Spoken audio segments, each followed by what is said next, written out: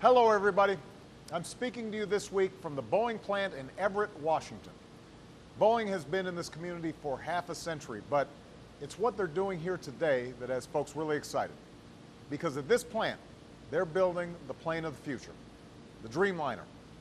It's an impressive sight, and to be honest, part of why I came was to see it up close. But I also came because this is a great example of how we can bring jobs and manufacturing back to America. You see, the last few decades haven't been easy for manufacturing in this country. New technology has made businesses more efficient and productive, and that's good. But it's also made a lot of jobs obsolete. The result has been painful for a lot of families and a lot of communities. Factories where people thought they'd retire have left town. Jobs that provided a decent living have been shipped overseas. And the hard truth is that a lot of those jobs aren't coming back.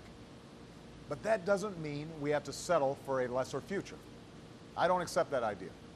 In America, there's always something we can do to create new jobs and new manufacturing and new security for the middle class. In America, we don't give up. We get up. Right now, that's exactly what we're doing. Over the past 23 months, businesses have created 3.7 million new jobs. And manufacturers are hiring for the first time since the 1990s. It's now getting more expensive to do business in places like China. Meanwhile, America is more productive than ever. And companies like Boeing are realizing that even when we can't make things cheaper than China, we can make things better. That's how we're going to compete globally. For Boeing, business right now is booming. Last year, orders for commercial aircraft rose by more than 50%. To meet that rising demand, they've put thousands of folks to work all over the country. And we want to see more of this. We need to make it as easy as we can for our companies to create more jobs in America, not overseas. And that starts with our tax code. No company should get a tax break for outsourcing jobs. Instead, tax breaks should go to manufacturers who set up shop here at home. Bigger tax breaks should go to high-tech manufacturers who create the jobs of the future. And if you relocate a company in a struggling community, you should get help financing that new plant, that new equipment, or for training new workers.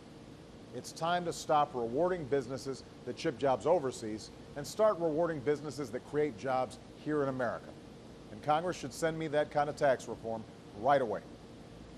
Another thing we're doing is to make it easier for companies like Boeing to sell their products all over the world, because more exports mean more jobs. 2 years ago, I set a goal of doubling U.S. exports over 5 years, and we're on track to meet that goal ahead of schedule. We have a big opportunity right now to build not only an economy that will help us succeed today, but an economy that will help our kids and their kids succeed tomorrow. We know what we need to do. We need to strengthen American manufacturing. We need to invest in American-made energy and new skills for American workers. And above all, we need to renew the values that have always made this country great. Hard work, fair play, shared responsibility. We can do this. Just ask the folks here in Everett. Right here, a few years ago, the first Dreamliner took off on its maiden trip. Thousands of employees came to watch. One was an executive office administrator named Sharon O'Hara, and as Sharon saw that first plane take flight, the result of so much hard work, she got goosebumps. In her words, she said, "We said we would do it, and we did." That's the story of America. We said we'd do it, and we did. That's the can-do spirit that makes us who we are. We've seen challenging times before, but we always emerge from them stronger. And that's what we're going to do again today. Thanks, and have a great weekend.